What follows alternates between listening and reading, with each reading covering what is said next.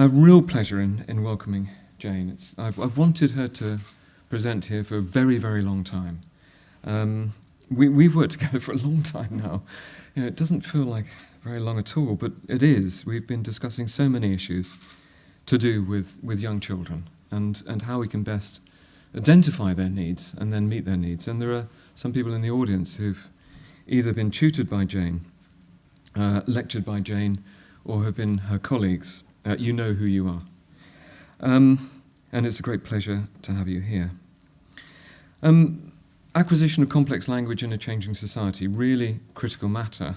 And I'll describe just for a couple of seconds why it's critical, or why I think it's critical. And I think Jane and my views coincide. But before I do that, I want to emphasise that Jane thinks much more widely about education matters and about what should be used for the formulation of both practice and policy than just the acquisition of language. And you can access a breadth of her thought about how we should consider on what we base our practice and our policy in the book Education and Learning an Evidence-Based Approach, which she wrote with Katie Theobald and published in 2014. It's a remarkable book, and I recommend it to students here in Cambridge. We need to, of course, we argue that policy should be evidence-based. And developmental and experimental psychology is a rapidly developing field. The journalists love stuff on brain structure. They treat it cursorily and superficially, but they love it. Don't we need to incorporate it in a more sophisticated and systematic way into what we think about learning and about what we do in the classroom? When we had long-duration initial teacher training, there were opportunities for teachers in training to consider this literature and this research in much more detail. Dare I say, even be exposed to it. And this is a problem.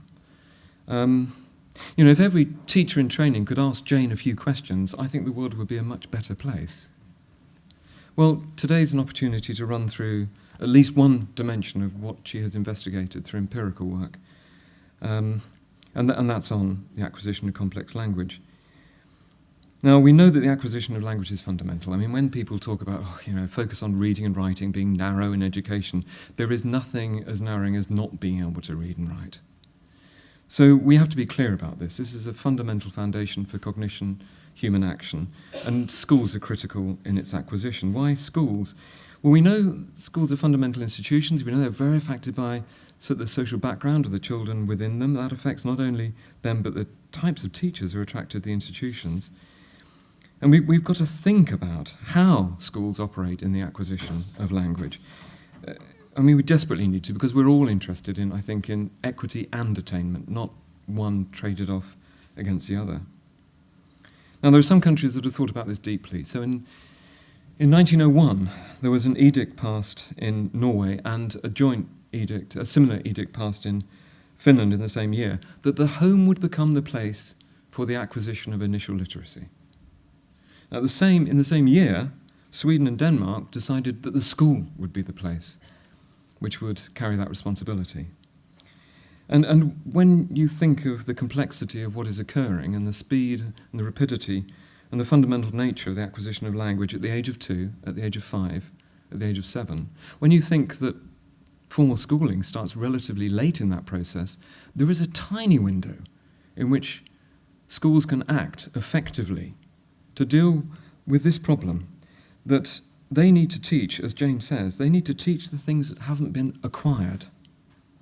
And if we don't do it well and we don't do it effectively and efficiently, on the basis of the kind of evidence which has been created by Jane and other colleagues in the community which she inhabits, we will be letting kids down and letting them down badly. And we will continue to see in our data huge disparities in terms of equity and attainment. So this is fundamental. And at that point, I will hand over to Jane. Thank you. Thank you, Tim. Right, well, it's a great pleasure for me to be here and to be able to talk to people such as you. I enjoy talking about my favourite topic, so I'll probably say too much and possibly too fast, so I apologise for that in advance. So that, as you know, is my title. We've had a little disagreement about whether that is actually about acquiring complex language in a changing society or a changing world. They do mean something slightly different, but anyway, this is the title. So, I'm come from Oxford, of course, and Oxford thinks Cambridge, of course, is absolutely splendid, but it can look down like this on Oxford. So what am I going to talk about? Well, I'm going to talk about communication. I'm going to talk about acquiring grammar in typically developing children, quite briefly. Going to talk about differences in environmental experience in the exposure to first languages. Talk about, really briefly, whether there is or isn't or might be a sensitive period for the acquisition of language, which is highly relevant to what Tim has just said. Then I better explain, and I'll do it in intervals, what I actually mean by complex grammar and why it matters.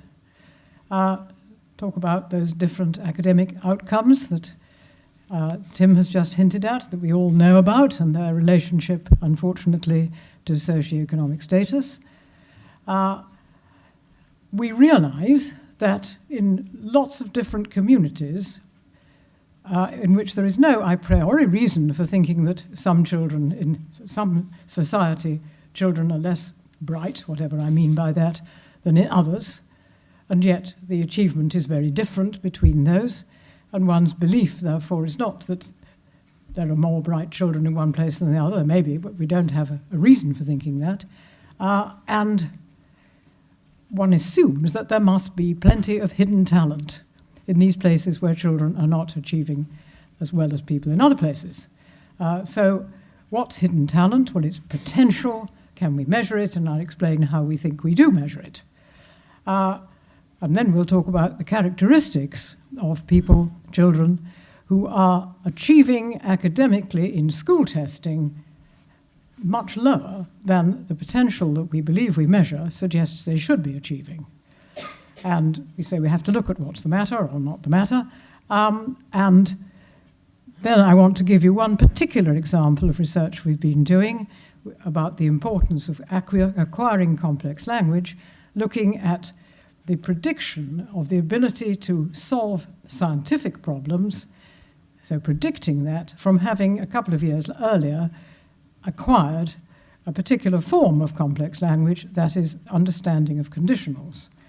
And then I'll ask the question which is frequently asked by my friend and colleague Roy Blatchford, who many of you probably know, which is, okay, there's your research, so what? And that's very reasonable. So at intervals I'll try and talk a bit about so what. So let's start talking about communication. What sorts of communication do we have? Now, the things I'm going to suggest, this isn't going to be exhaustive. So obviously we have spoken language. We also have sign language, and we must remember that sign language, sophisticated forms of sign language, are just as complex as spoken language in terms of grammar and vocabulary.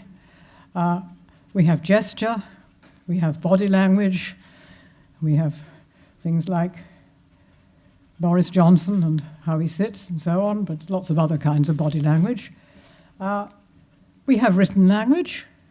We can get that in books, magazines, newspapers, but we also get it in blogs and tweets and texts and all sorts of things I've never heard of, but some of you, especially the younger members of the audience, would have done.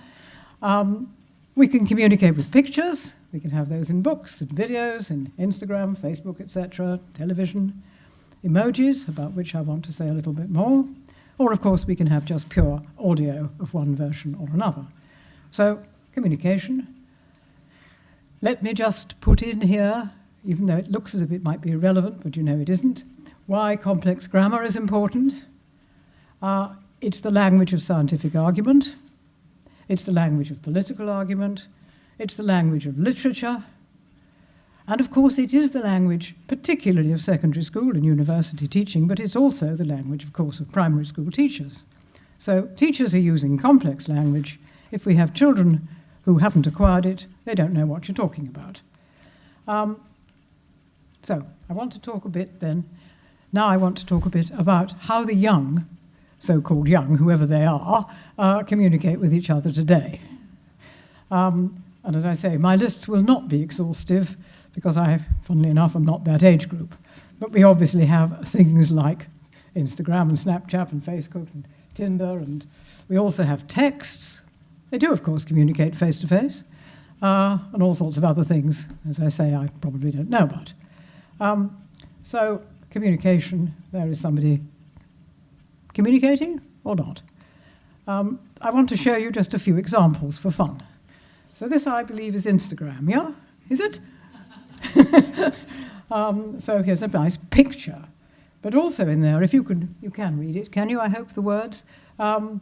So I want us to be looking at the language of communication using these kinds of more modern ways of communicating. So here we have, what? Subtle flex in a bamboo grove. Weird flex, but okay, from somebody else. Weird something. Wait. Not very subtle either. What flex? Language. Well, here's an example from a 13-year-old girl of some texts. So the stuff in italics, of course, is what the text says, and that's what she says it means. Well, even its meaning, oh my God, I know, right? I don't know how you read the second one, but anyway, being critical of somebody. Wow, lots of money. Okay, there's some examples. Oh, here's an actual text conversation taken off a phone from a boy aged 21. Mm-hmm. You can read it. Okay. And here's another kind of communication in words. Fake news, Photoshop pictures of Melania.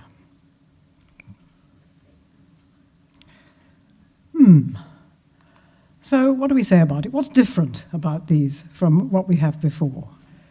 Well, of course, these kind of things, this kind of messagings, very concise, very brief. We have to appreciate that in many cases this contains what is really a new language. Nothing wrong with new languages, I'm not against them. It contains new expressions, new acronyms, new abbreviations, new things. And this language is evolving extremely fast. So all that's interesting. But what it doesn't have is grammatical structure. Any of those sentences, quotes, quote sentences, mostly not sentences, doesn't contain grammar. And it certainly doesn't contain complex grammar. And even, as I say there, tweets are not necessarily particularly grammatical even when they come from very powerful sources, if not sources most of us are not very fond of. Okay. So that's what's different about the language. It is very different. Then I want to make a little sidestep and talk about another kind of communication, because I think it's quite important. This emotional communication, which is something, again, we can do face-to-face. You know what I mean. If I think you're perfectly horrible, it's quite obvious from my face, unless I'm trying to confuse it. And I've made a list of most of the well-known emotions there. And I think one particularly interesting one is actually irony, so I'm going to talk about that a tiny bit more in a moment.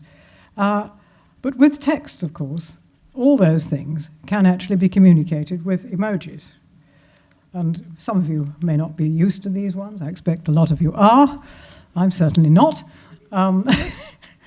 So that's what those mean. Yeah. Okay. But Arnie, I think, is one of the most interesting ones. So this is showing, I didn't really mean what I said. And indeed, you can put in a so-called sentence, as my correspondent told me. They usually aren't sentences, but it overrides the actual meaning. And one very interesting little paper that's come out recently has shown that what the brain apparently is doing, and I'm not saying it's detailed brain, but using electrodes on the outside of the head, is that ironic speech and an emoji conveying irony actually activates the same sort of circuitry, which I think is rather interesting. Sorry, that's just a side point. suggesting that emojis are doing something similar to speech. So we can actually communicate quite complex emotions, if you think about irony as being quite complex, but really complex concepts and emotions, of course, we can't do by these sort of symbols. We do need language, and we need complex language to communicate the subtleties of emotions. So, how do we do that? Of course, we do it by talking, we do it by writing. And in the olden days, we used to do it by actually writing letters. Using texts and so on, we are sacrificing subtlety to brevity. And subtlety is very important. My question, of course, one of my questions is, does all that simple communication with this new language matter at all? Could it be that it's actually squeezing out the time needed for experiencing complex language? And that, of course, would emphasize particularly how it's not a good idea, probably, to be using these simple methods when you're very young. But my suggestion is that for some people, some children, even much older children, who are using these kind of communications as their major communication method, which quite a lot of fairly young people are, could be actually depriving them of the use of complex language, because you need to use it. Like you need to use everything that your brain does in order for it to maintain working really well. So, we've already thought about different levels of academic achievement depending on the background. And we know that it's very important, this level of language that children have reached when they enter primary school. So if we're talking about at age 4, many teachers report that there are children who are certainly not making full sentences at that age, which is surprising. And of course, the width of grammar can be very, very different between children, between one child and another, as is the complexity of that language. And we've got evidence that on average, and we're only talking about on average, that children from underprivileged backgrounds do enter school with a lower language level. And we know that they also do less well academically. And, of course, we have to ask the question, does this actually have a causal relation or just a correlation? I would argue that it almost certainly has a causal relationship. And we need to ask ourselves, could we improve general academic achievement by increasing complex language acquisition in the early years? I believe we could. And would we then be releasing this potential that I mentioned a few minutes ago that we believe is hidden, this hidden talent in so many children who are not achieving at a level that their potential suggests they should be able to? Now, I just want to point out, of course, that I'm not suggesting that dialects, for instance, in this country have different levels of complexity, that, you know, if you speak a dialect English, that your English is necessarily impoverished. It may well not be. But what one does have to remember is that scientific papers, most teachers talking, everything really that is written, that you go and get and read, is not written in dialect. It's written in a form of standard English. So if a child does speak a strong dialect, they do need to learn to be bilingual. And bilingualism, of course, is not a bad thing. As we know, with children who acquire 2 languages, they may well have considerable advantages. So suggesting to children that if they're speaking with a strong, it's not the accent I'm talking about, but actually the structure of dialect, that's not a bad thing. It could be a good thing. Oh, sorry, I've done something. So, thinking about acquiring language in typical children, typically developing children. So many of you know this already, but we know that early acquisition of language is an implicit process. So you get it from exposure. And it's not something that you correct a child. You don't say to a child, "That's wrong, dear, say it this way," because it has absolutely no effect. And that's true whether you're talking about vocabulary or you're talking about grammar. You can't correct them at that stage. It's always been said, if you just read a book about acquisition of language, that most children have acquired simple grammar by the age of 4. And in view of what I said a minute ago about teachers saying that there are children entering school at 4 without an ability to form a complete sentence nowadays, well, maybe it's not quite as true as it was. The importance about exposure is that it needs to be interactive. So it doesn't mean to be, "No, dear, that's wrong, say this," but it needs to be interactive, and I'll mention that a bit more in a minute. And this exposure is much more effective the younger, within reason, the child. But we do have to consider, when we're talking about what schools have to do, is that, of course, later on, grammar can be taught and is in the national curriculum. You can be taught grammar, but later on. So to explain what I meant by differences in language exposure, which is what we think is making some of this difference, if a child comes from a background where most of the interaction, such as it is, isn't really interactive, but is simply do this, do that, don't do this, don't do that. So when the child says, "I want to go park," if the parent says, "Okay," or "Yes," or if the parent carer says, "Don't do that," kid says, "Why?" and the answer is, "I say so," the child is not acquiring language from that. Whereas, in contrast, if you have the carer or parent saying, in response to "I want to go park," "Yes, yes, let's go to the park and feed the ducks," that's what an extension is, and that is introducing language at that stage. So you can do that with much more complex language than that, even as the child develops and can understand what you're talking about. So the emphasis here is that in exposure, it is conversation that's important. We need that to be happening, and we need it to be happening really early. So if children are in day nurseries and so forth, all those carers there need to know about the idea of interaction and what it means and extensions and so on. And we need to know that using videos and TV and so forth isn't interactive. Maybe we can define wonderful computer programs that are sufficiently interactive to work. I don't know. I have a suspicion people need to be warm and breathing in order to interact effectively, but I don't know. Okay, so conversation. Yep, we know that picture.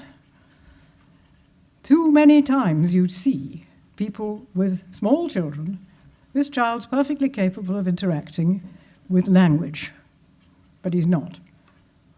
What the person, male or female, is doing is looking at a machine, not talking to the child, and there's far too much of that going on. Okay, let's look at one bit of figures which you can get hold of easily enough, which is the relationship between parental levels of education and achievement in Key Stage 2 tests. I'm allowed to produce that, aren't I? And it's not a huge effect. So what are you looking at here? So along the bottom, we've got levels of parental education. The first one is no qualifications. The second two are two sorts of basic qualifications. So we've either got vocational or we've got GCSEs, and they're coming out rather similar. And then we go up to A-levels, and then we go up to degrees. The last one is actually professional qualification, so it's not the same kind of increase in level. The blue is English, and the whatever colour that is maths. And what you can see is a linear increase in the level. And I think the important thing perhaps to see is that there is a nearly 30% difference in the achievement of children from people with the so-called highest level of education or educational achievement, which is not the same thing, of course, and those who didn't have any educational achievement. There's a big difference. There is evidence from very detailed, very small studies about the complexity of the language encountered in different kinds of homes with people with different educational backgrounds. But one has to emphasize that those are small studies, very detailed, very good longitudinal studies, but they're not big studies, which do show differences of the sort that I've shown by giving you examples of the kind of speech that can be used, is used in the homes. Okay, what about that? What can we do? Well, obviously we can't go out and educate all the parents that weren't educated. It's not, unfortunately, practical. That would be one answer. So the point which Tim was making, it is a very important place where children are going to encounter language is early school, where they're going to encounter, we hope, an enriched language environment, which will help them at these early stages to acquire language, complex language. And we have to remember that if they're getting into school not understanding complex language, what do children do when they don't understand what you're talking about? They don't listen. They muck about. They ignore the whole thing. So it's terribly important that they do understand what their teachers are saying. So we have to help them by exposing them in these early years, and we hope that we'll be able to expose them if they're in caring systems. So we've got to do it, this enriched language environment. I want just to mention the possibility that, well, really the information we have, that it is actually important that this happens early. And we can ask the question as to whether in human language development there are actually sensitive periods. Now, a sensitive period is a period during which a particular stimulus is particularly effective. A critical period would be one in which it's absolutely essential. But a sensitive period can also be a period of life in which a nasty influence is particularly effective, like the stage of pregnancy at which you get rubella affecting production of problems in a small child, where something nasty, that's the area when it's particularly sensitive. So we want to know about the timing of this. How important is it? Why do we think very early exposure is so important? And, of course, you can't ethically set up a study in which you get some kids and you deprive them of language for 5 or 6 or 7 years and then see what problems they have in acquiring it. There are 1 or 2 or 3 tragic cases of children who have been abused and not exposed to language, from whom people have deduced various things. But, of course, those children have had a rotten time, so it's difficult to be sure what the findings actually mean. There is some decent evidence that comes from looking at children who are congenitally deaf, but born to parents who are not deaf, and where it hasn't been appreciated that they must be exposed to language early, even if that language is sign language. As I mentioned, sign language is just as complex as ordinary language. And from that work, it appears that for the acquisition of vocabulary, there may not be a sensitive period. It looks as if you can go on acquiring vocabulary throughout childhood at least, if not later. But for the acquisition of grammar, there is a problem, and that the ability to acquire it decreases, starting to decrease maybe, we don't know really when, but age 5, age 6 or so on, and slowly tapering. So acquiring it implicitly from exposure, the ability to acquire it decreases. I'm not saying it disappears completely, but it decreases so that there is a sensitive period, early, for acquiring it that way. So that's important, and that's the evidence that one has, really, of how important it is for this enriched environment to start really early. After that, of course, it's teaching that we have to use in order to get children to acquire complex language. So what am I talking about again? What is this complexity of language? So it's the use of, for example, of subordinate clauses, something like a center-embedded sentence like that one. The girl who was eating a sandwich grumbled. Very bad manners. That kind of sentence, I believe, is in the national curriculum.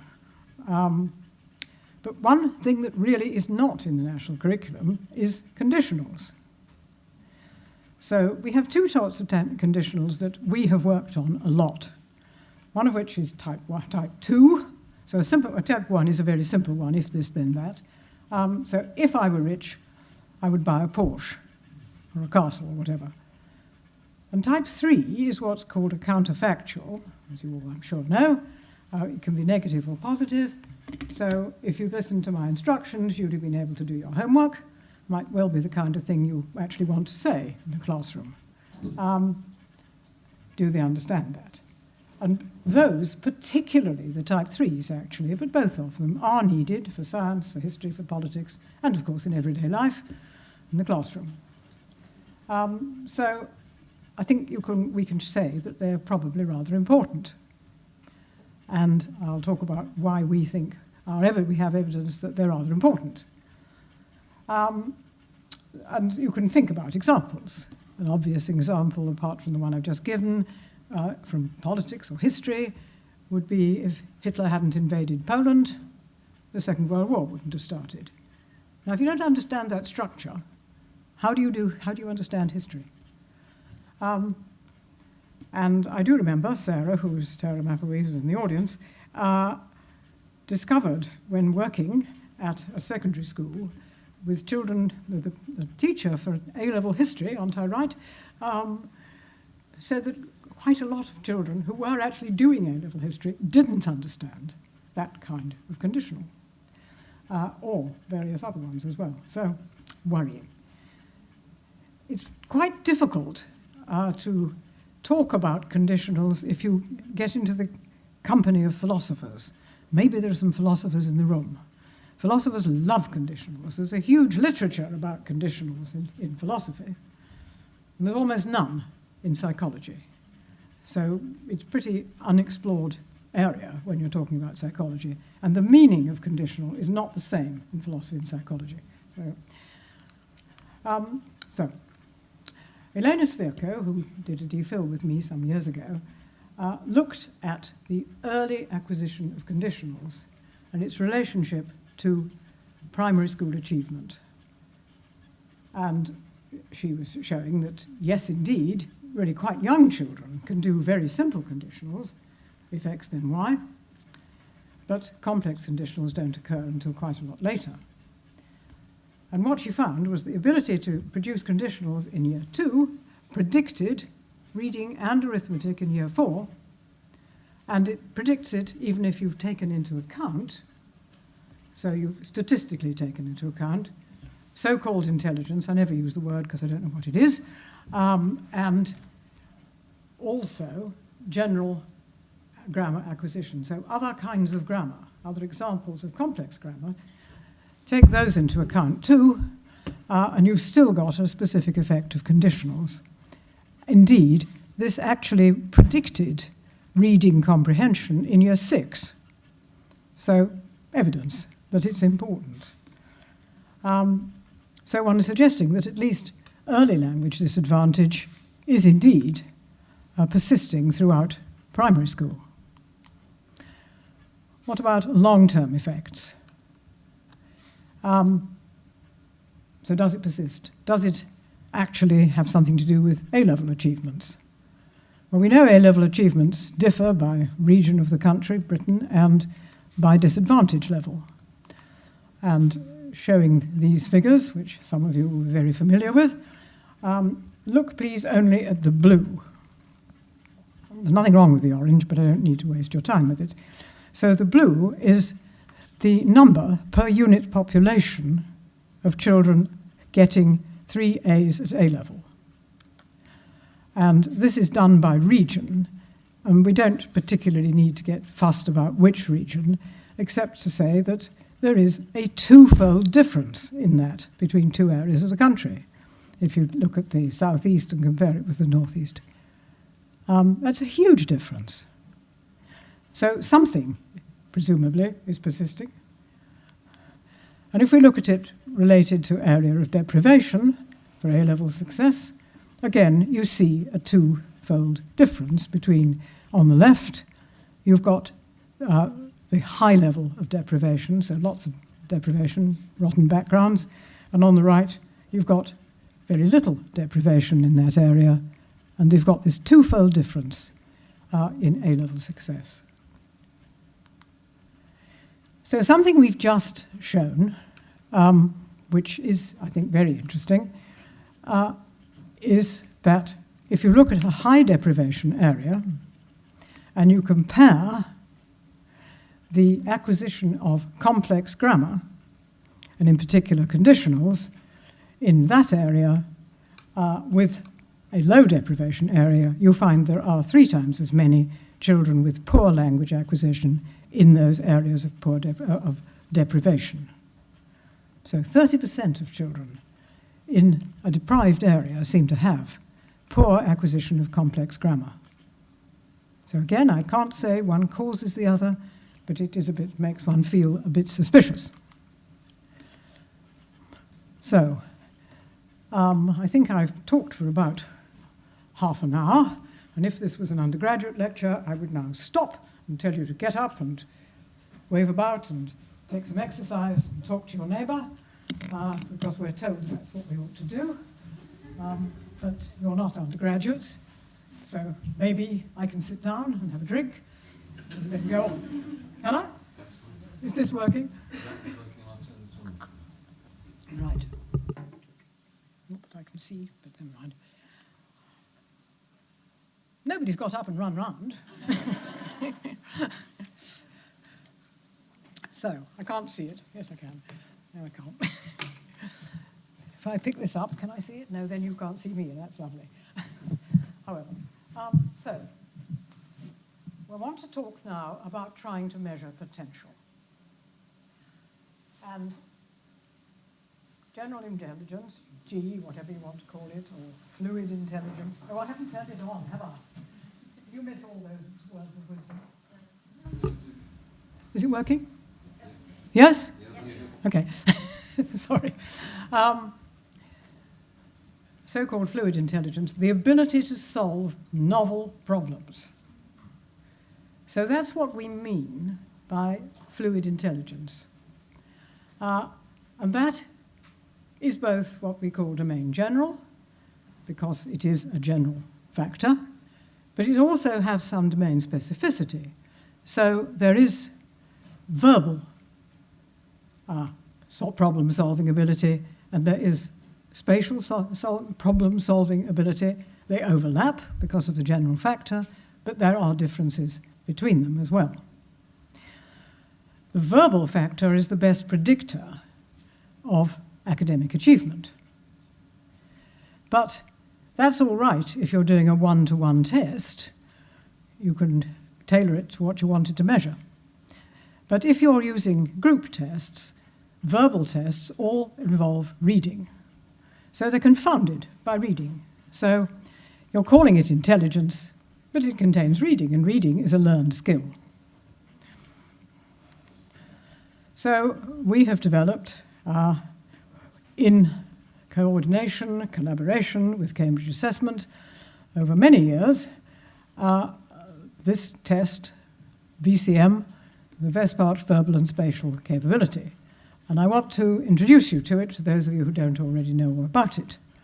What is it? Well, one good thing about it is that it's a test of novel problem-solving ability. And it has both verbal and spatial parts, and each of those has an analogy part and a category part. And the verbal part doesn't require reading.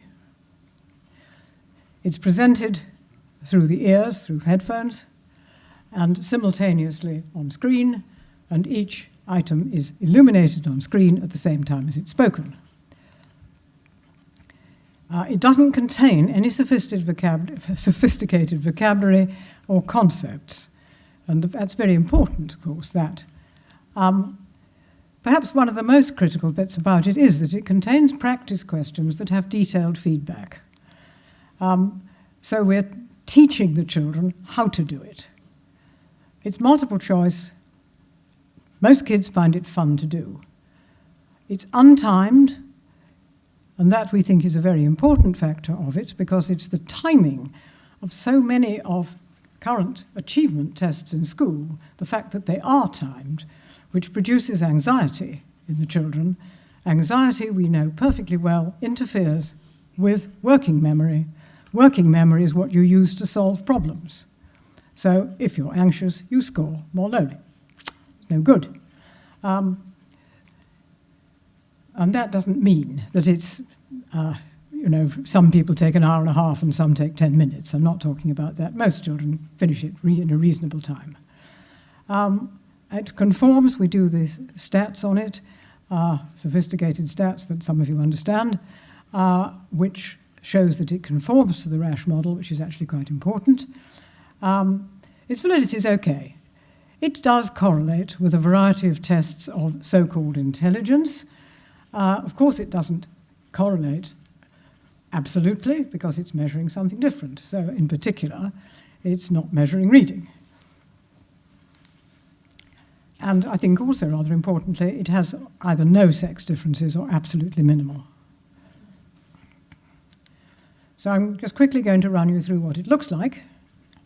So here it comes up on screen, and this is one of the practice questions. Now, these practice questions are presented to the child. He gets 5 for each part, each of the 4 parts of the study. And if the child gets that practice question wrong, it says through the headphones, have another go. Still gets it wrong, that's not quite right, have another go. If it still gets it wrong, then the child is given the right answer and explained why it's the right answer. So here's another spatial one for you to do. Promise not to ask you to give me the answer. I'm sure you have no problem. These are practice questions, so they're meant to be easy. That was analogy. This is category. Choose the odd one out. So here are 4. It says to you through the headphones, here are 4 shapes. 3 are alike in some way. 1 is different. The different one is the odd one out. Click on the odd one out. So the answers are all just one click. And one of the things that we are teaching the children in that, and I say it teaches them how to do the questions, it does also introduce them in the practice questions to each kind of answer, because we're teaching them, in some cases, what they haven't yet learnt about. I mean, obviously, this question's about symmetry. Now, not all the children in Year 3 will have done symmetry, but now they'll have seen, and we'll have told them about it. So here we have practice questions in the verbal part. So here are 2 words that go together in some way. You need to find the word which goes together with the third word. Click on the word you think fits best. And then you click on it. And as I say, each one is illuminated and spoken at the same time. So if they can't read the word, they can hear it. Here's another one. River to water, as forest is to trees, path, rabbits, walk. Take your pick. And these are the category ones. No problem for you. So, as I say, this involves this interactive teaching of how the questions work. And I think it's particularly important that it actually teaches analogies, because that's one thing that we do find that quite a lot of younger children haven't really encountered. Maybe they do nowadays, I don't know, but we have found that they often don't. So the whole point of these practice questions is that the children start with a level playing field for children from different taught and different environmental backgrounds. Okay, what do we use it for? So, one of the important things we use it for is identifying those children who are underachieving academically relative to their potential. So we compare the Vesparch, and this is the verbal Vesparch score specifically that we use there, we compare that with their score on what the school is using for measuring achievement. And one of the things, of course, is Key Stage 2 SAT, and an interesting question is what we should be using nowadays for achievement in years 3 and 4. And we're discussing that, actually, as to what it should be.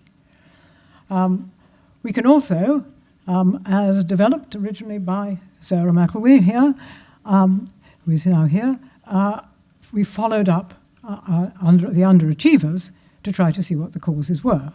And we've more recently done a much bigger study doing that again.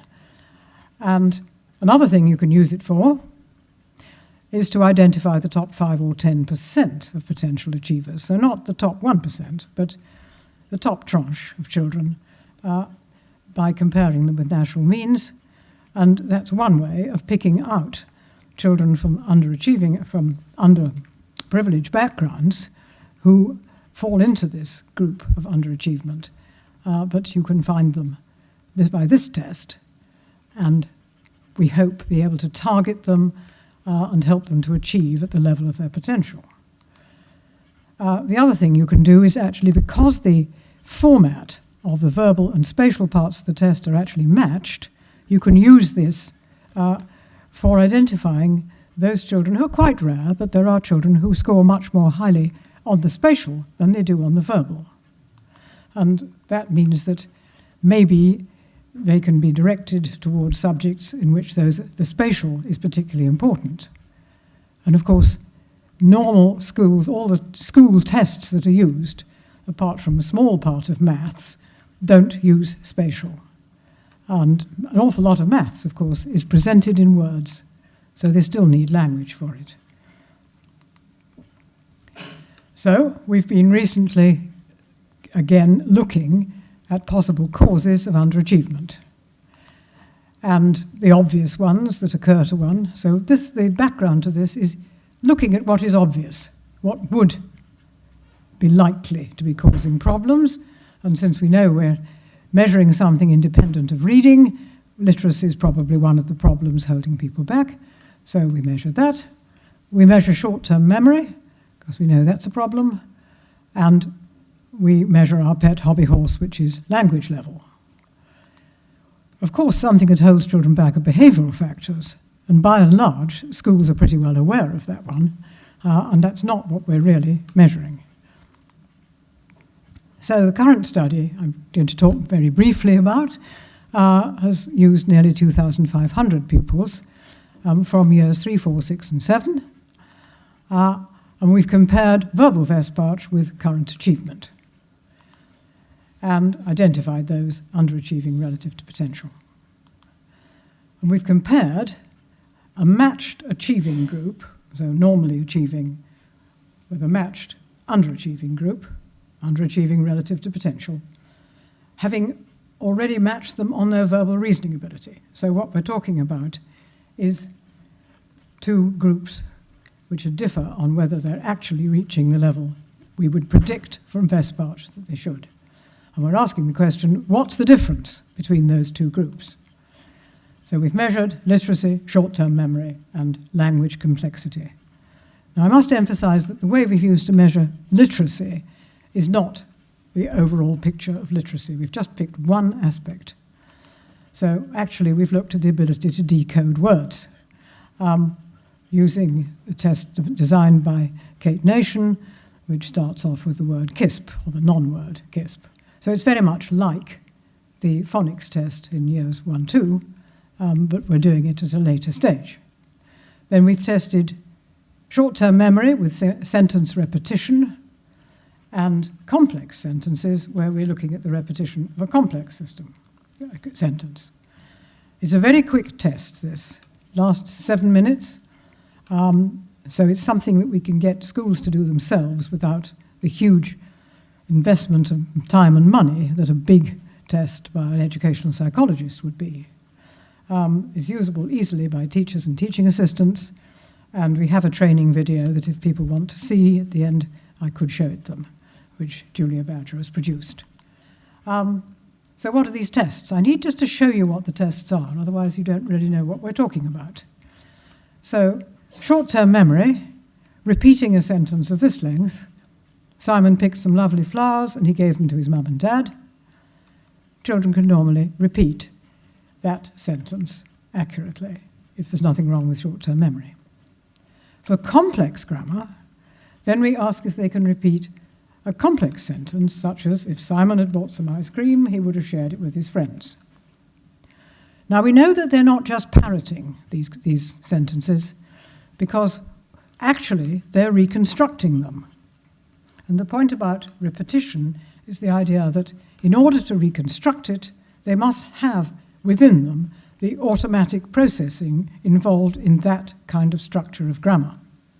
Lots of evidence about that. And one bit of evidence about the not just processing, it be able to measure basic automatic processing, is that the children will substitute a word with the same meaning. So instead of putting ice cream for Simon, perhaps they put sweets, which obviously is not parroting. So what have we found in that study?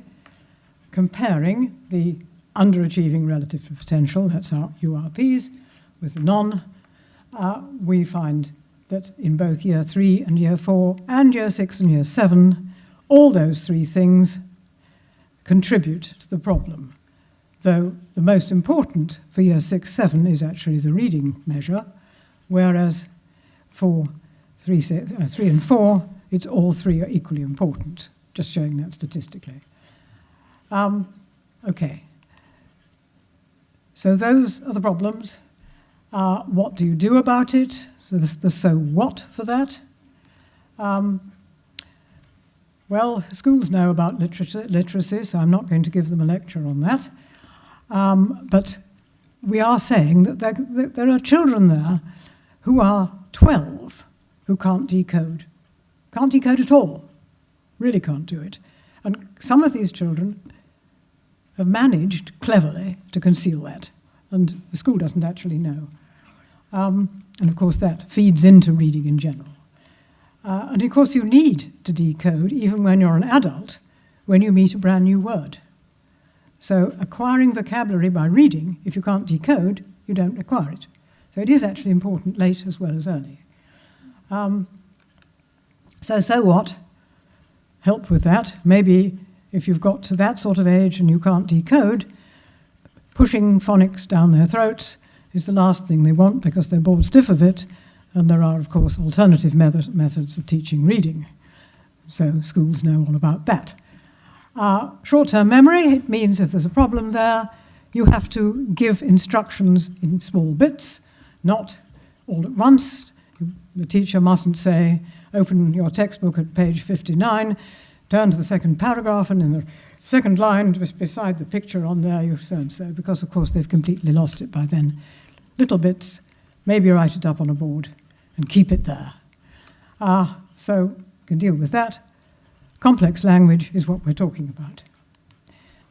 So this is a test we designed some years ago.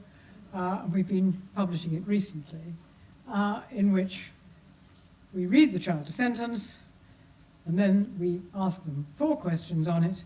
They have to get all 4 right in order to pass that question. You may think of lots of reasons why that's a lousy test. I'd like to know them.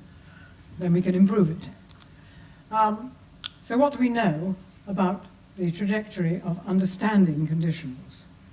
Well, there are some people, some children, really quite early, some, who do actually understand when they're in Year 2. Very few, but there are some. And there are a few in Year 3. And this just shows 5, 7, 8, and 9. So in the 5, in Year 5s, you can see that, if I explain what this actually is, so at the bottom we've got the years, and this is the percentage who passed the test. So it's not just one question we asked, we asked them lots. So here we have that about 30% of the children understood those counterfactual conditionals. That's type 3. So that's the orange, brown, or whatever colour you see it as. Those children in Year 5, about 30% understood it. Whereas, interestingly, the linguistically simpler, if I were rich, I would buy a Porsche, even fewer children understand it. And that I find, most people find very surprising. But we're not the only people who have actually shown that. Someone called Berens in the 1970s showed that too, in a slightly different way. But interestingly, in a particular school, where one student called Andrew Malhotra did a study looking at year 7, 8 and 9. Although year 7 is much better, we've got 35% of children who don't understand type 3s, that's the complicated one, and there's still the same number in 8 and 9.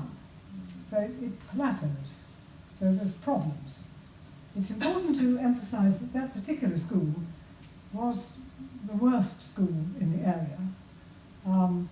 It had terrible problems with lots of things, including lots of drugs. So it was under special notice for ages. Again and again, it kept getting back. So I think this is rather a special group of children, actually. And we haven't yet repeated this. But I think, okay, this is the kind of population where there are probably lots of hidden talent. Wouldn't it be nice to be able to find it? And how do we know that some of those bright kids actually are the ones who can't understand complex language? So that's the kind of stuff that we've looked at. Okay.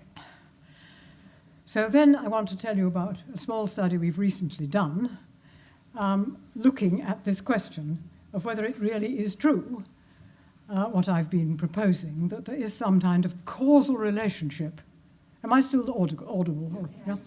Some kind of causal relationship between acquiring conditionals and understanding scientific reasoning specifically. And so we looked at scientific reasoning in the autumn of year 4, and then we looked at it again in the same children in the summer of year 5, so more than 18 months later. And we looked at scientific reasoning, and we looked at understanding and producing conditionals. And I'll just tell you what the tests were, if I'm allowed to, because we're getting a bit late in the time, but part of it is to do with the interruptions. Okay, because I think, as I said earlier, that if you don't know what the test is, you can't really criticize what we're doing at all. So this is hypothesis testing. It was a test, it's the mouse test. We didn't design this. This is a nice test, designed a nice long time ago. So we've got two brothers who are trying to find out about a mouse in the house. And somehow or other they know that there's only one mouse, which is obviously a bit odd, but there we are. And they've got two boxes. One's got a big hole and one's got a small hole. And their task is to find out whether it's a big mouse or a little mouse. So first of all, we have to check that the kids understand the situation. So we ask them what we call a feed question. And we say, we've got this big hole, we've got a small hole. Which box must we put food in to see if we wanted to feed both the big and the small mouse? So obviously, if they don't get the right answer to that, they haven't understood, and we have to explain things a bit more. And then we have the critical test, which is the hypothesis test. Which box should they put food in to find out whether it is a big or a small mouse? And when they've told us the answer, of course, then we have to ask them why they answered that, because they might have done it just by chance. So that's that test. And the much more complicated test is the plant test, which is looking at whether they understand the meaning of a control in an experiment, which is actually quite interesting because there are quite a lot of undergraduates, I find, at the other university who don't understand the control. Still, so what do? We start off by telling them about plants, that some of them like to be in the sun, some like to be in the shade, some like lots of water, some don't like very much. And then we say, we start off, we've got a plant, and it's in the sun. And we're going to give it 1 glass of water. Next day, we come to look at this plant, and it's not happy at all. So the question is, how are we going to distinguish between whether it's just had too much sun or it's had too little water? So we're now going to give it 2 glasses of water, and then the question is, do we leave it in the sun or do we now put it in the shade? So you can all do that, I'm sure. And then we do it again with another plant and change its position and ask a different sort of question. And then we have another test and we try looking at the effect of plant food. So we've got 3 questions, we may even have 4, in which we're seeing if they understand controls. So that's the test. So what did we find? Well, we found in year 4, autumn year 4, that about half of the children could do the hypothesis test for the mouse test. So there you've got 45% couldn't do it at all. A small percentage could sort of do it. They got a bit of the answer, but they didn't actually know why. And all the rest could do it. So quite a nice discrimination. In contrast, at that stage, very few of the children at all can do the control experiment. I'm not surprised, in view of what I just said about Oxford undergraduates. So that's what you see there. And there is a progression of understanding of scientific reasoning from over this plus 18 months period.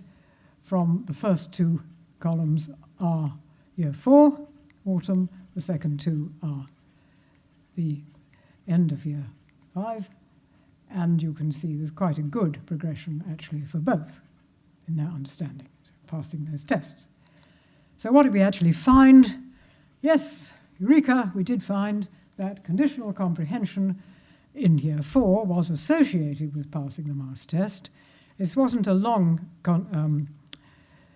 longitudinal study within the year. There's a few weeks between the two, but we could show that apparently understanding the conditional did predict over that short period passing the mouse test. But the important thing really was that conditional comprehension of those counterfactual type 3s, if you'd listened to me, you'd have been able to do your homework, in year 4 predicted passing the plant test in year 5, more than 18 months later. So very pleased with that. And that's just about to be published. So I think I've given you one little bit of evidence why conditionals specifically are rather important. And it is not just that, in some sense, those that can do it are brighter than the others, because we control for that. So how are we going to, here we go back to so what? How do we improve acquisition of conditionals and indeed of other complex grammar? Exposure. Books to read with young children before they can read and talk about them. Getting people who interact with young children to use extensions in their conversations with them, have conversations, and use conditionals in extensions. And later, of course, teaching.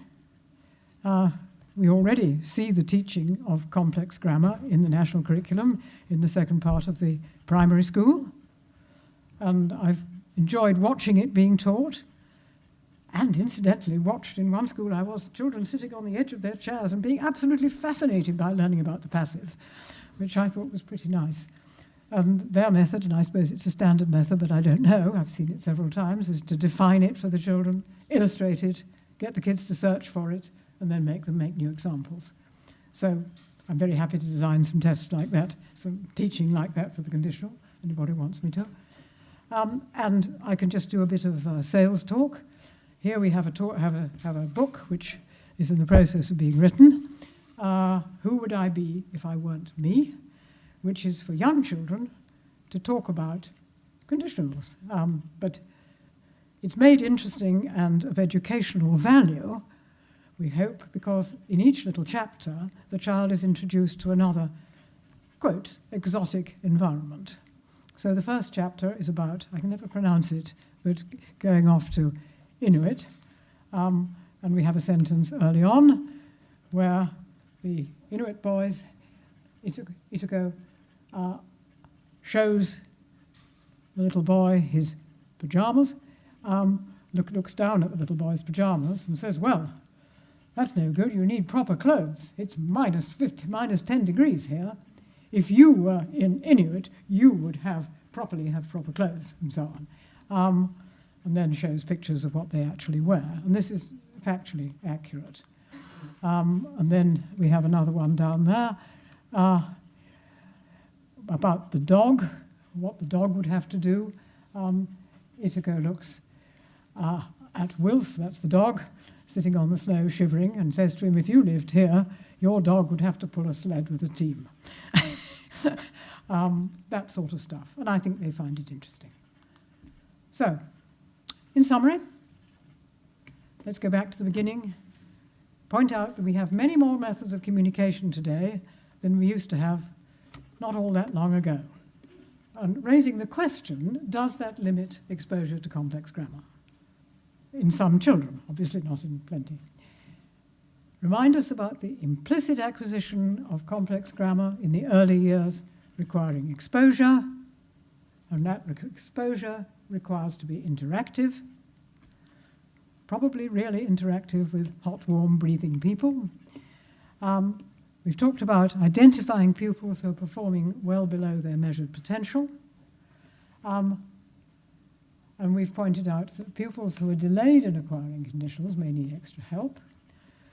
We've shown that there are 3 times as many children with problems in acquiring complex grammar if they come from deprived backgrounds. And we need to point out that complex conditionals actually need to be taught if they haven't been acquired implicitly. And I would propose that I'd like to see them in the national curriculum in primary schools. Thank you.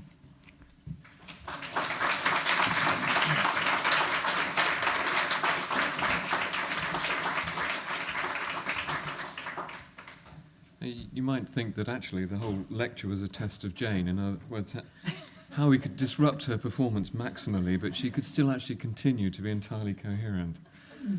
You did brilliantly.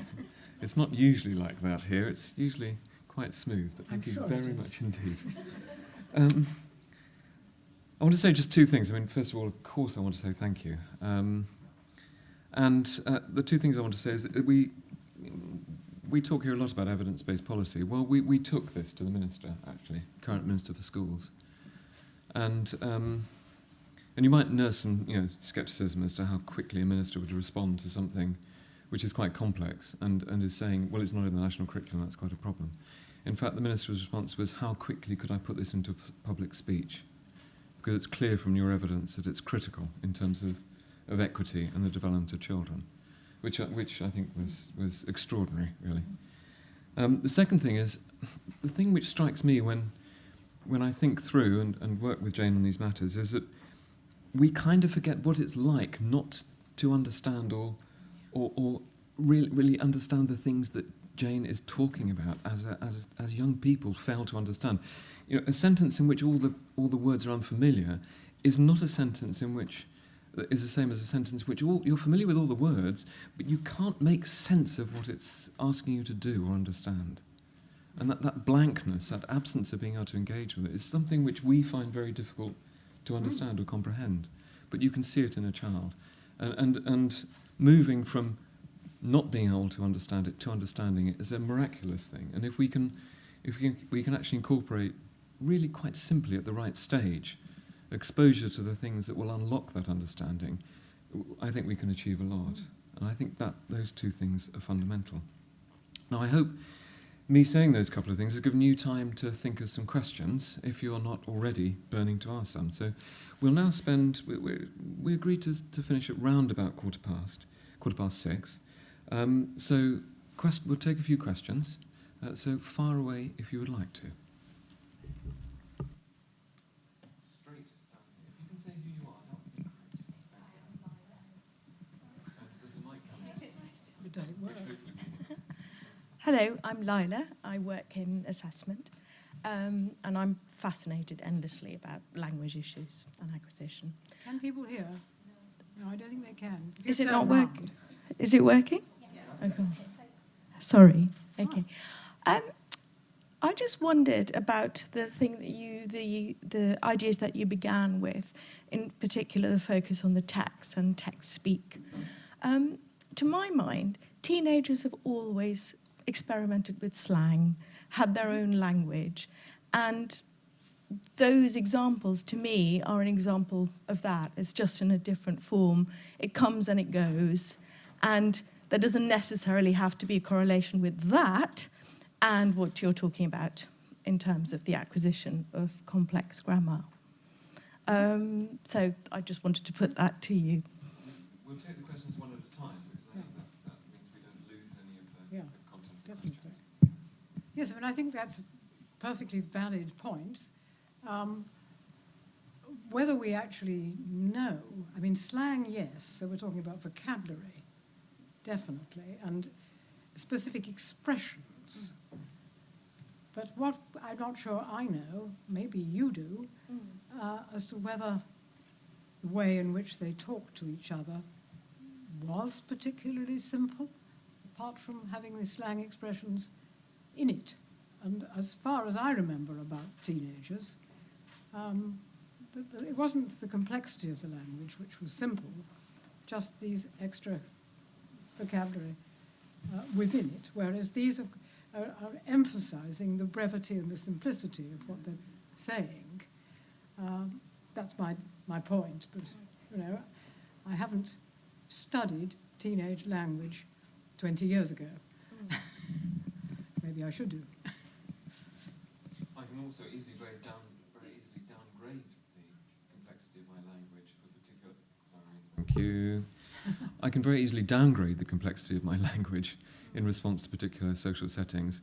The reverse is a whole other story. Yeah. Okay, other questions?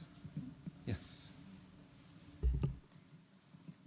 Thanks. Sarah Taylor from Cambridge International.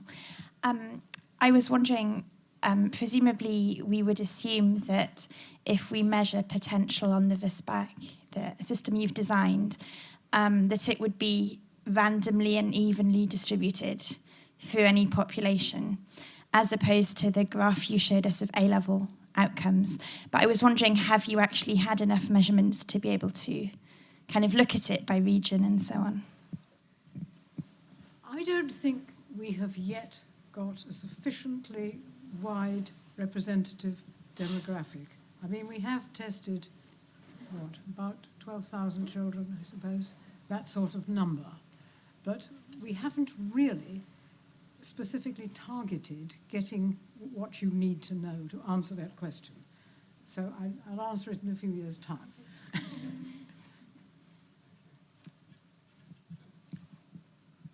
Ma'am, my name is Imran Khan. I'm from Pakistan. I have 3 daughters, and we speak 3 languages. One is native, one is regional, and definitely English is our official language. And another is Arabic, because we have to learn Quran. So if I want to teach them all these languages and start from early age, so is it good for them, for their brain, or maybe they will overload? Their age is, the elder one is now 12, but 2 younger one, second one is 3, and the youngest one is 1.5 years. So should I expose them to all languages in this age, or should I wait for some time? Well, there's quite a lot of research on bilingualism and remarkably little on trilingualism, I'm afraid. I think the evidence, such as it is, would suggest that it's certainly exposing them to 2 right from the beginning is fine, good, probably advantageous all round. But as I say, the trilingualism literature doesn't really exist. I mean, where you get places where there are a lot of different sorts of people from different parts of the world all coming together, you may have quite a few trilingual or even quadrilingual children, but it's very unusual to have them all with the same 4 or 3 languages, and so you need that as well to make the comparisons. But yes, bilingualism from day one, yeah, good idea. So speaks an anxious parent. Yes. We've also looked at something rather more complex in terms of the work that we do around the world, if I may just add to that. Because, of course, many countries want to use English medium as the medium of instruction in contexts where there may be one or more local languages or national languages. Now, what's interesting is there are incredibly, and I've spoken to colleagues in Cambridge English about this, there's a very, very large literature by those interested in whether this encourages better acquisition of language. Across a range, you teach a range of subjects in English and the resident language. Does this improve their acquisition of English? Now, that's an interesting question. But what impact does it have on their subject understanding?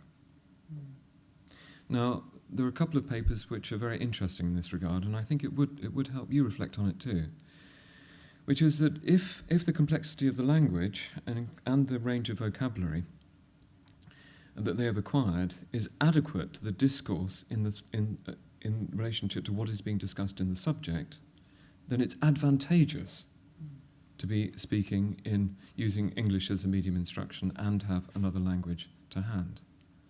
But if their language falls behind what is required in the exchanges, then they drop behind very, very quickly in their subject understanding.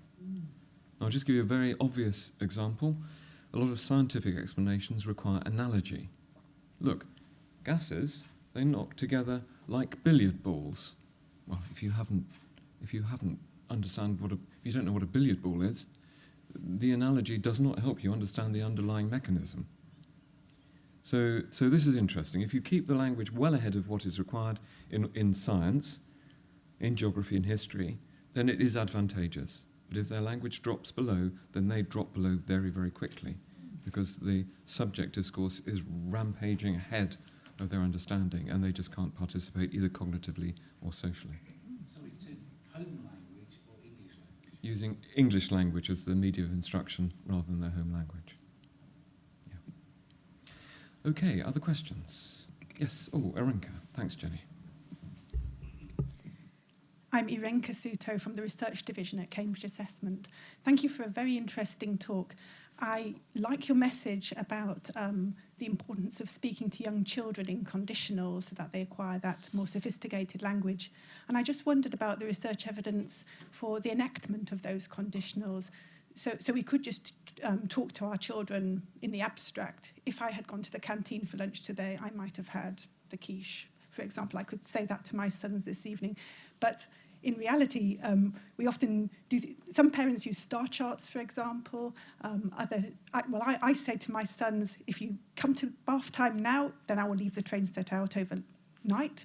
If you don't, then I will tidy it up once you're in bed.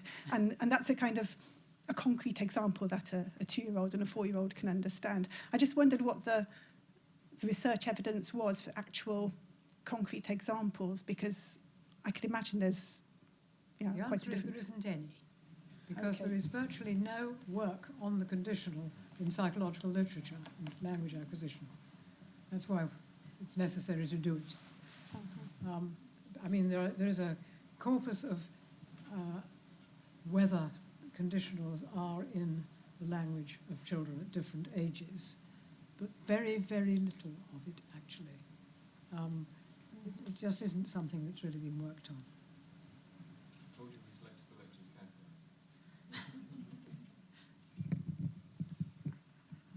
Other questions? Graham Smith. I run a small consultancy that trains teachers in state schools in the UK and internationally. And I just want to push that issue about linguistic diversity a bit further and its interrelationship with grasping what is going on in academic texts in standard English. Because obviously one of the hardest things when you learn another language is getting hold of conditionals. But is it actually a bit bigger than that? Is it about modality and nuance in general? So knowing the difference between must and might and may, which don't easily translate into a number of languages because they do things differently to express that degree of complexity. So is I suppose I'm asking, is control of the conditional just the beginning rather than the end in actually giving everybody access to what they need access to? I think it is just the beginning. Our test, that's why I showed you the test. It's quite, although it's complex linguistically, there are lots more nuances you could be wanting, as you say, with your mights and so forth, yes. And that's something else. But again, of course, this isn't something that's been researched, so I can't tell you whether it really matters or not, but I presume it probably does. I've just come back I was in Kenya until this morning, and I was discussing the issue of Swahili and English in schools.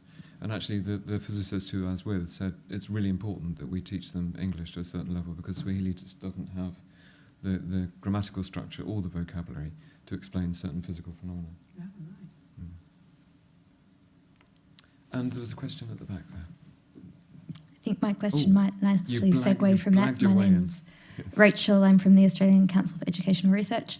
I was wondering whether you have thought about or were going to look into whether these correlations that you're seeing in this model that you're using to look at these correlations and possible causes is applicable to non-English language settings, and not just where you're learning English and learning other subjects in a different language, but at correlations between complex language in, say, German or French or Swahili or whatever else, can find similar patterns in attainment. Well, haven't done it, but would like to know, and would predict it would be important. I mean, there are interesting problems if you talk about languages like Japanese and Chinese, where in our sense there is no grammar. I mean, okay, there is a structure, but it's not our sort of grammar. I mean, you've not got tenses and so on. And some of the research on acquisition of second languages, and specifically acquiring English as a second language, where your first language is Chinese particularly, suggests that the preparation of the brain for acquisition of our grammar by a Chinese language doesn't, of course, do it. And you need our kind of grammar to acquire our kind of grammar. It's quite interesting, actually, that it's a different way of interpreting some of the literature that exists. Whereas if what you learnt before was Spanish, no problem. It does prepare the brain to acquire English. So, quite interesting. I would love to look at all that, but it hasn't been done. And you know, what about languages that don't contain anything like the conditional? That's interesting. So, We've got a question at the back, and then we'll come down the front. Thanks, Jenny. Thank you very much for the lecture. My name is Ramiz. I'm based in Dubai with Cambridge English. I work on voluntarily basis with King Hussein Cancer Center in Jordan. And I work in the kids or children division. And those children, they are 2, 3, 4, 5 years of age, and they have leukemia. The treatment takes from 2 to 3 years, depending on the case. Those kids, we notice that they have delay in their language acquisition and their way of expressing themselves, expressing even something very, very simple that we think that they should be able to do that at age 5, for example. We keep receiving all the time feedback saying that, don't worry, their brain is very resilient. They will pick up very quickly. Once they go back to school, things will be completely fine. Now, 2 questions I have here. The first one is, how authentic is this statement? So is this right? I mean, let's say a 5-year-old after 10 years, when this kid is in a class with his or her classmates and they are 15 years of age, would you be able to suss out that this kid has still a delay in language acquisition, or things will progress really because of the resilience of their brain and things will be fine? And the second question is the VCM quiz or test. Is it designed to be used for these kind of children? And would the report that come out of it give us kind of a diagnosis about their deficiencies and how we can help them? Thank you. I would hope, yes, indeed. So a second question, yes. I mean, I think there's no reason at all for not using it. And it should yield useful results. Yes, definitely. The answer to your second question, of course, we don't know the answer, because maybe the treatment has actually merely delayed development and it will catch up later. Maybe it's not just delay. I mean, you can imagine that when the child comes out of it and it's whatever, say, age 7, maybe the brain is still as if it were 5. Maybe it isn't. We don't know. Mm. So you have to look at it. Somebody's got to follow these children longitudinally and find So out. no things. research on this? Not that I know of. No, but the instruments could be used in that context. Yes. Could I just ask a point of clarification? Do these children spend a great deal of time in the clinical setting? Away Yes, they don't. They are at home or in the hospital, so they stopped going to school. They can't go to school because of their immunity system. So 2 years, 2.5 years, 3 years. Yeah. These are the 3 cases, and they are completely. Yes, okay. They can't go to school. Okay. They can be talked to. Mm. Sorry. They can presumably take part in conversations. Well, I mean, they are with parents and With the their, parents, you know, nurses brothers, and sisters. so on. Sometimes, in many cases, if they are the first kid, because this is what's happening. The recent research on leukemia saying that the possibility of getting it as the first child is much more than second or third. So in many cases, they are the first child even in the family. So practically, there is only the mother and father to talk to. It's a very interesting group on which a good design could be made. Actually, Yes, we could definitely. certainly talk to you more Very about that. important. Yeah. So obviously there could be elements of the social setting in terms of deprivation of exposure to language structures, but there could also be, and there could be some physiological disruption of cognitive function. Jane mentioned children who've been in acute situations of acute deprivation. There has been actually a whole series of very interesting studies on a very, very, very, very impoverished group who were incarcerated in American families and entirely deprived of any human contact. And what was remarkable about these children, 4 or 5 cases, when they had brain scans, there were whole areas of the brain that were absent. They were simply full of fluid. And these children will never acquire language, and they'll never acquire some forms of cognition that we associate with human interaction, like empathy. It is impossible for them to acquire it. The brain structure is just not there. And so one could imagine that can occur in degrees, and therefore it could be occurring in contexts where there's been some chemical disruption of the physical structure. We don't know. We don't know, indeed. Thank you. Right, we've got about 10 more minutes, and there's a question here at the front. Microphone coming. Thank you. I'm Janet Lee. I work here at Cambridge International in assessment. But I was interested in what you were saying because my daughter in Aotearoa, New Zealand at the moment is undergoing early childhood education teacher training. And one of the things that she's working on an assignment at the moment is where children come from a background where English is not the first language and it's not the first language that is spoken at home. And what it's possible that can be done at that age to access the window for language acquisition. And I was just thinking what you were saying. So if it appears from what you were saying that it depends on what the first language is. Does that have implications for the approach or the strategy that an early childhood education teacher should take in terms of helping a child to develop their language acquisition? I didn't quite catch what age group you were talking about. Is the what the first language earliest. that is spoken Earliest, yes. Yeah. at home? All right. Well, if we're wanting them to acquire English, yes, I would have thought exactly what we've been saying about using interactive, using extensions, just the same whether it's a first language or a second language,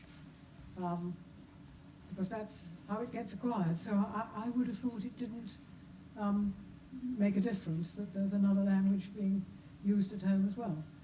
I mean, I think a very important question, actually, which has occurred in Holland, where the government is recommending that parents who are, shall we say, English, who are married to living with a Dutch person and who have children, the government has been recommending that the English person speaks Dutch to the child, so that it will, keep its Dutch being good, whereas the probably sensible thing to do is not for that to happen, because the English person doesn't speak perfect Dutch. So they're actually teaching the child wrong. But that's a rather different point. But it appears that it does depend what the first language the child... Well, I'm suggesting it does, doesn't... I mean, it's more important, if you like, to introduce the English language early to a child whose language is not a language with comparable grammar. When I say comparable, I mean that sort of grammar, in a rather general sense, because that would be preparing the brain for requiring it anyway if it's Spanish, but it wouldn't if it was Chinese. Thank you. Oh, Lucy? There, Jane. Thanks, Lucy. Hello, Jane. And that was fascinating, thank you. I'm Lucy Crahan, independent education consultant and a former student of Jane's. And you've stood up here at some times. And I was up here a couple of years ago. I was wondering whether you think this research has implications for pedagogical approaches in the early years, specifically whether or not this needs to be taught one-to-one in terms of immediate interaction between an adult and a child, or whether it can be done at a whole classroom level. Because you mentioned that if a teacher's using a conditional and the child doesn't understand it, then their response is just to switch off. Does that imply that at a certain age or up to a certain age, teaching ought to be done more in small group settings or one-to-one, or not? I think that's very interesting, yes. I would have thought it needed that a whole big class of 20-plus children is possibly big. I mean, there is that one study which was done in America showing that acquiring the passive could be done in the classroom in children aged 4.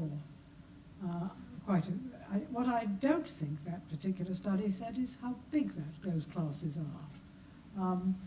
So one's guessing on size. But obviously, once the teacher knows that these ones are not getting it, they're obviously not listening, one can target those. I mean, I can't, because I can't teach children, but people who can could. Yeah, there's evidence it can be done in bigger groups, at least for the passive. That's one study that has been done. Can I just add to that, Lucy? I mean, I think people may have been scratching their heads a bit as to why I mentioned the decision in Finland and Norway to make home the location and acquisition of reading and writing, and therefore complex discussion and exchange, and Denmark and Sweden made at the school. I mean, I think what we've heard is the criticality of these early years, and the intensity and modelling of the instruction or the linguistic exchanges. We won't cover mothers who say, well, he doesn't talk to me, so I don't talk to him. And they're relatively isolated. And yet we see the later problems that this creates both for the individual and society and the economy. It is a critical matter of public policy. And yet we're dealing with a time when, do we reach down deeply into the family to tell them they're doing it wrong? Do we change what do we do in these early period in primary where it's so contested as to whether it should be play-based or directed? We're discussing this evening a fundamental issue of public policy. If I may, as I still have the microphone, get slightly political. I'm a parent of a young child, and the Sure Start Centre locally does lots and lots of really rich language-based activities, rhyme time, etc., and it's being shut down. And that's, my child is not going to suffer because I have complex language myself and I talk to her, but I just feel for those children who don't have that at home. As a matter of policy, I wonder whether it's not just national curriculum, but before that as well. Yeah. Very much so. Yes, thank you, Lucy. A question there. Thanks, Jane. This is probably going to be the last one, but I might stretch it. Thanks, Jane. It was great. I'm Catherine Greenwood. I'm an obstetrician from Oxford. I thought it's interesting, this thing about screen time, and of course the government do recognise that we need to expose our young children less to screens. And in your photograph, you had a mother who was very interested in a screen, but the other thing that was happening in that picture was that the child was in a modern pushchair, which always faced forward, and that doesn't involve any interaction at all. And it's interesting that the government are happy enough to come out with edicts about how long you're allowed to be, if you're two, messing with your mum's iPad. But actually, they could just outlaw those forward-facing pushchairs and not have to interfere in anybody's home at all. They just could be not for sale. Yes, I think you're absolutely right. There they are. You could, of course, argue that the child is having a lovely time looking at the environment, but you can see that that little child is not actually doing that either. Yes, well, I agree with you. And it's a quick-wing bit of legislation. Well, yeah, I mean... Serious. Yeah, seriously, cheap. But you can, of course, talk to a child facing the other way. Yes. Well, yeah, it's not really very easily, actually. Not as easy. No. I would agree. So I think another aspect of this is Sally Brown, who runs the network, which coordinates these events, work with quite a lot with colleagues in Iceland. Now, it's not big, it's 300,000 people, the total population distributed basically around the outside of the island. And Arnie Gunnarsson, that we work with, has implemented one of the most effective policies in relation to public policy that there is internationally. It's been studied and it was based on extremely good theory. Basically, they wanted to reduce teenage drug use. So they just discussed whether it was right or wrong in parental groups all the way around the island. And as a result, drug use has just collapsed in Iceland. And opening up a public debate, but structuring it, and actually ensuring participation, and feeding in the discourse in such a way that it was discussed vigorously in the families, seemed to have a really profound effect. In other words, we ought to consider, just if we think something's wrong and harmful, discussing more about it being wrong and harmful. Quite interesting. But we need to discuss these. We really need to think about these difficult areas where we can't just simply say it's the school's responsibility. No. This is a complex interface between private life and public life. Yeah. Absolutely. A final comment from you, and then we'll close, Jen? I don't have a final comment. Do I need to have a final comment? I think you've had enough comments from me.